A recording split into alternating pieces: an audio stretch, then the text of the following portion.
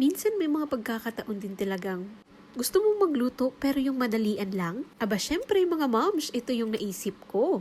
Wala na nga po talagang ibang pansahog kundi ito lang. Abay simple pero napakasarap. 7 pirasong hiwa nga lang po itong baboy ko. Alam niyo po bang hindi ko ito ginisa, kundi nilagay ko lang siya sa pan, wala pong oil, kundi konting-konting butter lang din talaga yung nilagay ko. Abay, eto nga po at kusa na lang talagang lumabas yung sariling oil nitong baboy. At syempre mga moms, meron tayong tagatulong dito.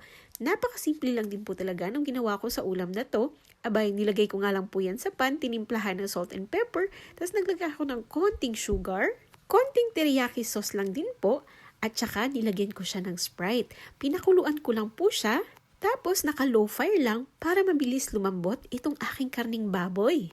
Maya-maya pa, abay luto na nga po mga moms. At habang mainit pa, kaya tara, kain po tayo.